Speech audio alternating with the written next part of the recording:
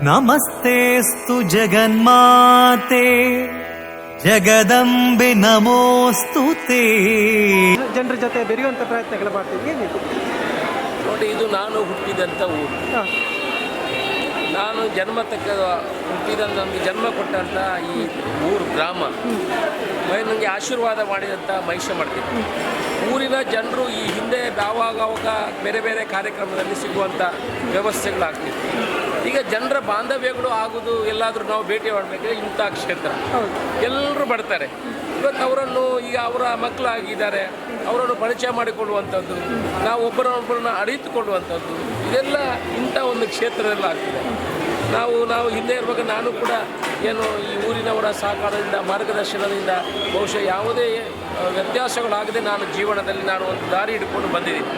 ಅದಕ್ಕೆ ಈ ಊರಿನ ಪ್ರಮುಖರ ಆಶೀರ್ವಾದ ಕೊಡುಗೆಗಳು ಕೂಡ ಇದೆ. ಎಲ್ಲಾದರೂ ನಾನು ಈ ಹಿಂದೆ ಚಿಕ್ಕದಿರುವಾಗ ಶಾಲಾ ಕಾಲೇಜು ಸಮಯದಲ್ಲಿ ದಾರಿಯನ್ನು ತಪ್ತಾ ಇದ್ದರೆ ನಾನು ಬಹುಶಃ ಇಲ್ಲಿವರೆಗೆ ಮುಟ್ಲಿಕ್ಕೆ ಇರಲಿಲ್ಲ. ನನ್ನ ತಂದೆ ತಾಯಿ ಮಾಡಿದಂಥ ಒಳ್ಳೆಯ ಕೆಲಸ, ಈ ಗ್ರಾಮಸ್ಥರು ಕೊಟ್ಟಂಥ ಮಾರ್ಗದರ್ಶನ, ಆ ದೇವಿಯ ಅನುಗ್ರಹ ಅಲ್ಲಿವರೆಗೆ ಬರಲಿಕ್ಕೆ ಆಯಿತು. ಹಾಗೆ ಅವರನ್ನು ಇವತ್ತೊಂದು ಪ್ರೀತಿಯಿಂದ ಕಾಣುವಂಥ ದಿವಸ. ನಾವು ಹಿಂದೆ ನಾವು ಬೆಳೀತಾ ನಮ್ಮ ಅಂತಸ್ತುಗಳು ಅದು ಇದು ಜಾಸ್ತಿ ಆದಾಗ ನಮ್ಮ ವಿಚಾರಗಳನ್ನು ನಾವು ಮರಿಬಾರ್ದು. ನಾವು ಹಿಂದೆ ಹೇಗಿದ್ದೇವೆ, ಅವ್ರ ಹತ್ರ ಪ್ರೀತಿಯಿಂದ ಬೇರೆ ಏನಿದೆ ನಮ್ಮ ಹತ್ರ, ಏನು ಕೊಡಲಿಕ್ಕೆ ಸಾಧ್ಯ ಇಲ್ಲ. ಆ ಪ್ರೀತಿಯನ್ನು ಕೊಡ್ಬೋದು. ಆ ಪ್ರೀತಿಯಿಂದ ಮಾತಾಡಿದರೆ ಅವರೂ ಖುಷಿ ಆಗ್ತಾರೆ, ನಮಗೂ ಖುಷಿ ಆಗ್ತದೆ. ಅದಕ್ಕೆ ಇಲ್ಲೊಂದಷ್ಟು ಸಮಯಗಳನ್ನು ಕಳೆಯುವಂಥದ್ದು, ಎಲ್ಲರ ಹತ್ರ ಮಾತಾಡಲಿಕ್ಕೆ ಪ್ರಯತ್ನ ಮಾಡುವಂಥದ್ದು, ಅವರ ಪ್ರೀತಿಯನ್ನು ಗಳಿಸುವಂಥ ಕೆಲಸವನ್ನು ತಮ್ಮ ಒಂದು ರಾಜಕೀಯ ಜೀವನಕ್ಕೆ ಒಂದು ಬುನಾದಿ ಮತ್ತು ಶ್ರೀ ಕ್ಷೇತ್ರ ಮಹಿಷಮರ್ದಿನಿ ದೇವಸ್ಥಾನ ತಮ್ಮ ಒಂದು ಬಾಂಧವ್ಯ ಬಗ್ಗೆ ಏನಿದೆ? ನನ್ನ ರಾಜಕೀಯಕ್ಕೆ ಬಹುಶಃ ನನಗೆ ಅನುಗ್ರಹ ಮಾಡಿದೆ ದೇವಿ. ಆನಂತರ ನಮ್ಮ ಸೀಮೆ ದೇವರ ಮಹಾಲಿಂಗೇಶ್ವರ. ನಾನು ಹಿಂದಿಂದ ಇಲ್ಲಿ ಬರುವಾಗ ಏನಿರಲಿಲ್ಲ. ನಾನು ಹೇಳಬೇಕಿದ್ರೆ ಈ ಕ್ಷೇತ್ರಕ್ಕೆ ನಾನು ಸುಮಾರು 25 ವರ್ಷದ ಹಿಂದೆ ಬರುವಾಗ ನಾನೊಂದು ಸಾಧಾರಣ ಉದ್ಯಮಿಯಾಗಿದ್ದೆ ಹೊರತು ನಾನು ಜನಸಾಮಾನ್ಯರ ಜೊತೆ ಬೆರೆಯುವಂಥದ್ದು ನಾನು ನನ್ನಷ್ಟಕ್ಕೆ ಆಗ ನನಗೆ ಸಾಧಾರಣ ಒಂದು 28 ವರ್ಷ ನನಗೆ ಆಗಿತ್ತು. 28 ವರ್ಷ ಆಗುವಾಗ ನನಗೆ ದೇವಸ್ಥಾನದ ಬಗ್ಗೆ ಕಾಳಜಿ ಇರಲಿಲ್ಲ. ಈ ದೇವಸ್ಥಾನ ನಾನು ಇಲ್ಲಿ ಬರುವಾಗ ನಾನು ಇಲ್ಲಿ ಅಧ್ಯಕ್ಷನಾಗ್ತೇನೆ, ಬ್ರಹ್ಮಕಲಶ ಮಾಡ್ತೇನೆ ಅಂತ ನಾನು ನೆನೆಸು ಕೂಡ ಇರಲಿಲ್ಲ. ಯಾರ ಬಂದು ಕಾಯಕ ಏನೋ ಒಂದು ಮಾತು ಬಂತು, ಆವಾಗ ನೀವೇ ಅಧ್ಯಕ್ಷರಾಗಿ ಅಂತ ಹೇಳಿದರು. ನಾನು ತಗೊಂಡೆ. ಇವತ್ತು ತಾಯಿ ನನ್ನ ಹತ್ರ ಒಂದು 7-10 ದೇವಸ್ಥಾನಗಳ ಜೀರ್ಣೋದ್ಧಾರ ಮಾಡುವಂಥ ಶಕ್ತಿಯನ್ನು ನಮಗೆ ಕೊಟ್ಟು ಸಮಾಜಕ್ಕೆ ನನ್ನನ್ನು ಪರಿಚಯ ಮಾಡುವಂಥ ಕೆಲಸಗಳು ಆಯಿತು. ಇವತ್ತು ಹೋಗಿ ನನ್ನ ಉದ್ಯಮಗಳು ಕೂಡ ಬೆಳೆದಿದೆ.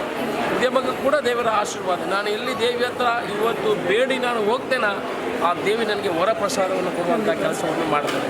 ಇವತ್ತು ಶಾಸಕನಾಗಿ ಯಾಕೆ ಆಗಿದ್ದೇನೆ ಅಂತ ಹೇಳಿದ್ರೆ ಬಡವರ ಬಗ್ಗೆ ಒಂದು ಕೆಲಸವನ್ನು ಮಾಡಬೇಕು ಅಂತ ಆಸಕ್ತಿ ಇತ್ತು. ಏನಾದರೂ ಸರ್ಕಾರದಿಂದ ಒಳ್ಳೆಯ ಕೆಲಸಗಳನ್ನು ಮಾಡಿಸ್ಬೋದಾ ಒಂದು ಆಸಕ್ತಿ. ಅದಕ್ಕೆ ಪೂರಕವಾಗಿ ದೇವಿ ಆಶೀರ್ವಾದ ಮಾಡಿದ್ದಾರೆ.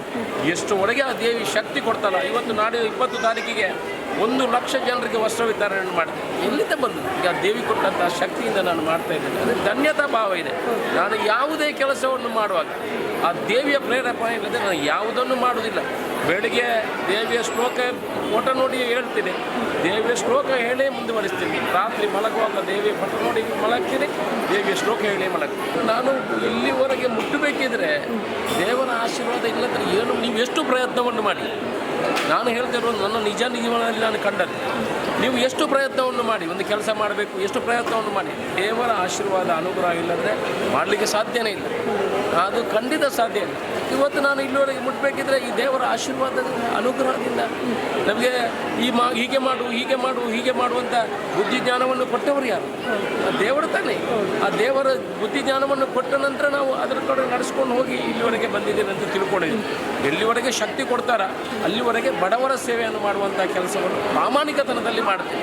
ಪುತ್ತೂರಿನ ಅಭಿವೃದ್ಧಿ ಆಗಬೇಕು, ಯುವಕರಿಗೆ ಉದ್ಯೋಗ ಸಿಗಬೇಕು, ದೊಡ್ಡ ದೊಡ್ಡ ಉದ್ದಿಮೆಗಳು ಬರಬೇಕು, ಇದನ್ನು ಪ್ರವಾಸೋದ್ಯಮವಾಗಿ ಮಾರ್ಪಾಡು ಮಾಡಬೇಕು. ಆ ಮೂಲಕ ಪುತ್ತೂರಿನ ಅಭಿವೃದ್ಧಿಯ ಕಲ್ಪನೆಯನ್ನು ಕಂಡಿದ್ದೀನಿ. ಯಾವುದೇ ಕೆಲಸಗಳಿದ್ದರೂ ದೇವಿಯ ಪ್ರೇರೇಪಣೆ ಮುಖಾಂತರ ಅದು ಮಾಡುವಂಥ ಕೆಲಸ ಅಲ್ಲಿ ವ್ಯವಸ್ಥಿತವಾಗಿ ಮಾಡಬೇಕು. ಒಳ್ಳೆಯ ವಾಶ್ರೂಮ್ಗಳು ಕೂಡ ಅಲ್ಲಿ ಸರಿಯಾಗಿಲ್ಲ, ಊಟದ ವ್ಯವಸ್ಥೆಗಳೆಲ್ಲ ಸರಿಯಾಗಿಲ್ಲ, ಜಾಗ ಎಲ್ಲ ಯಾರ್ಯಾರ ಒತ್ತುವರಿಯಲ್ಲಿ ಕನಸು ಕಾಣ್ತಾ ಇದ್ದೆ. ಒಂದು ದಿವಸ ನನಗೆ ಶಕ್ತಿ ಕೊಟ್ಟರೆ ಅದನ್ನೆಲ್ಲ ಸರಿ ಮಾಡಬೇಕು, ಅದನ್ನು ದೇವರಿಗೆ ಒಪ್ಪಿಸಬೇಕು. ಆ ಕ್ಷೇತ್ರವನ್ನು ದೊಡ್ಡ ಕ್ಷೇತ್ರವನ್ನಾಗಿ ಮಾಡಬೇಕು. ಉಪ್ಪಿನಂಗಡಿ ಇರ್ಬೋದು, ಶಾಸ್ತ್ರಲಿಂಗೇಶ್ವರ ಇರ್ಬೋದು, ಮಹಾಲಿಂಗೇಶ್ವರ, ಇದನ್ನು ದೊಡ್ಡ ಕ್ಷೇತ್ರವನ್ನಾಗಿ ಮಾಡಬೇಕಂತ ಕಲ್ಪನೆಯನ್ನು ಕನಸನ್ನು ಕಂಡಿದ್ದೀನಿ. ಇದು ಕಲ್ಪನೆ ಕೂಡ ಕೊಟ್ಟಿರುವಂಥ ಮಾಳಿಂಗೇಶ್ವರ ನನಗೆ ಮುಂದಿನ ದಿವಸಗಳಲ್ಲಿ ಆ ಕನಸನ್ನು ನನಸು ಮಾಡುವ ಪ್ರಯತ್ನದಲ್ಲಿ ಎಲ್ಲ ಊರಿನ ಜನರನ್ನು ಸಾರ್ವಜನಿಕರನ್ನು ಸೇರಿಸಿಕೊಂಡು ಮಾಡಲಿಕ್ಕೆ ಆಸೆ ಪಟ್ಟಿದ್ದೀನಿ. ಅವರೆಲ್ಲ ಅನುಗ್ರಹ, ದೇವರ ಅನುಗ್ರಹ ಇದ್ದರೆ ನಾನು ವ್ಯವಸ್ಥಿತವಾಗಿ ಮಾಡುವಂಥ ಕೆಲಸವನ್ನು ಮಾಡ್ತೀನಿ.